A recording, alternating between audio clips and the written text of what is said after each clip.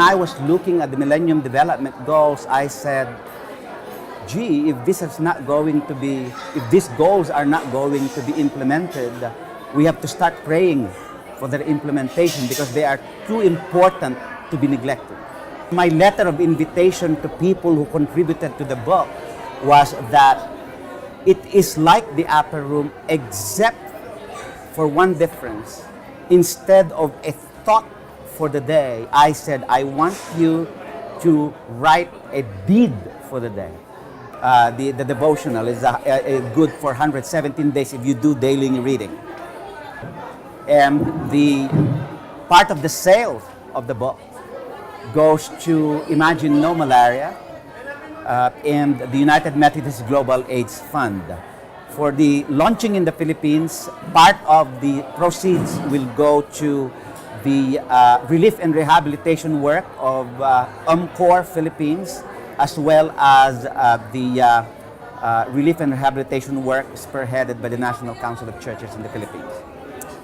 The Millennium Development Goals are very strong in the area of global health.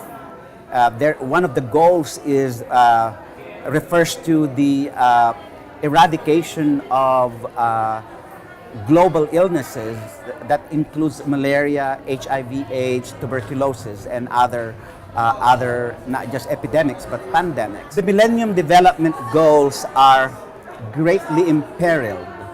They are a commitment by the nations of the world way back in 2000, but not just because of the global economic crisis, but the lack of political wisdom and political courage by governments.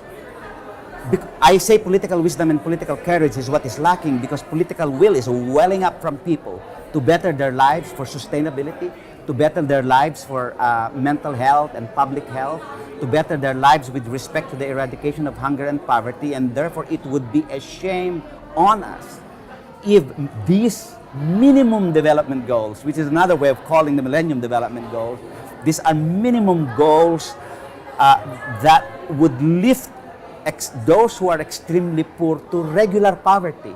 It would be a shame if those minimum goals we are not able to achieve. In the context of what I do on behalf of the United Methodist Church at the United Nations, it comes natural to work on this. The book inscribes very much a lot of personal narrative in my faith journey. As a youth leader, my wife and I were both student activists during the hardest time in the political and national life of the Philippines. And we struggled with how to deal with the immense poverty of this country and yet abundance of resources, and therefore the unequal distribution of wealth is one that would see glaring in one's eyes when you deal with issues in the Philippines. And so I thought that Millennium Development Goals is one vehicle to raise the awareness of the faith communities to these issues. And what better vehicle for the Christian community but to come up with a tool that they can use in Sunday school, that Christian education classes can use.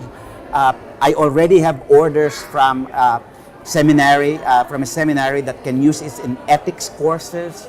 But certainly in the United Nations community, while it is a spiritual and a prayerful guide, what usually is lacking in the international arena, in the transaction that governments do, is the ethical and the moral lens.